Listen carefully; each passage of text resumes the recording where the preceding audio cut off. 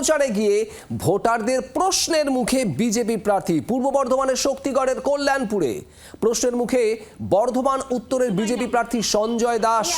BJP প্রার্থীকে দেখে জয় Bangla slogan দেওয়া হয় এমনটা অভিযোগ। স্লোগান পাল্টা স্লোগানে পরিস্থিতি উত্তপ্ত হয়ে ওঠে।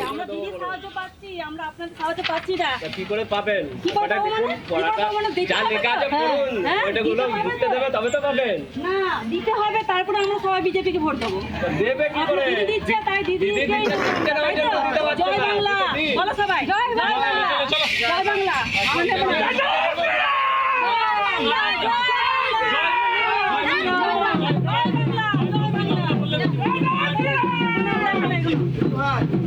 আমরা পারবো না, আমরা পাই না, আমরা সুযোগ পাই না, কিছু আমরা সুযোগটা পাই না, তাই আমরা কোথায় স্বতঃস্ফূর্ত যে প্রতিবাদ এলাকার মানুষের করেছেন, এরকম গোটা বাংলার ক্ষেত্রেই সাধারণ মানুষ তারা বিজেপিকে প্রত্যেক জায়গায় প্রত্যাখ্যান করছে। আর আসন্ন যে নির্বাচন এবং 4 মে আপনারা দেখতে পাবেন তার ফল কি হচ্ছে। প্রত্যেক জায়গায় মানুষ বিজেপিকে প্রত্যাখ্যান করছে, কারণ বিজেপি মানুষকে, সাধারণ মানুষকে বঞ্চনা, অত্যাচার ছাড়া অন্য কিছু দেয়নি।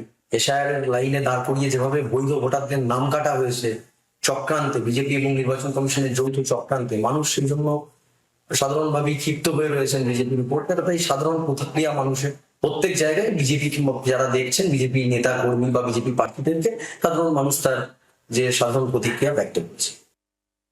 অরূপ লাহা আমাদের প্রতিনিধি রয়েছেন। অরূপ, বর্ধমান উত্তরের বিজেপি প্রার্থী সঞ্জয় দাস প্রচারে বেরিয়েছিলেন, সেখানে গিয়ে নানা প্রশ্নের মুখে পড়তে হলো এবং জয় বাংলা স্লোগানও।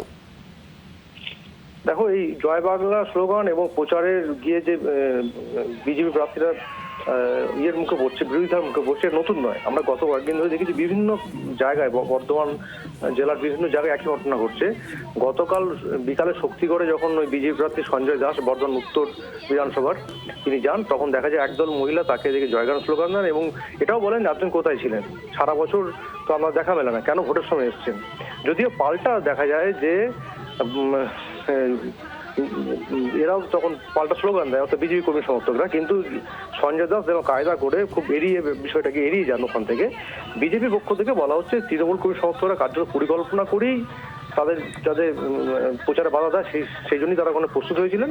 যদিও তৃণমূলের বক্তব্য একদমই না, সাধারণ মানুষ যারা তৃণমূলের সঙ্গে, তৃণমূলের এই শাসনে উন্নয়নের ছোঁয়া পেয়েছে, তারাই এর বিরোধিতা করেছে, এর সঙ্গে তৃণমূলের কোনো সম্পর্ক নেই। অরূপ, ধন্যবাদ। বিজেপি কি বক্তব্য শোনাবো আপনাদের।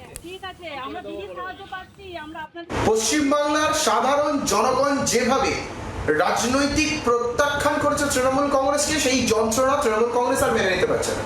তাই প্রত্যেক বিধানসভার মতো এই বর্ধমান উত্তর বিধানসভাতেও তৃণমূল কংগ্রেস ভারতীয় জনতা পার্টির প্রার্থীর সঙ্গে যে নোংরা রাজনৈতিক খেলায় মেতে উঠেছে, 2026-এর এই বিধানসভা নির্বাচনের ফল হাতে নাতে তৃণমূল কংগ্রেস পেয়ে যাবে।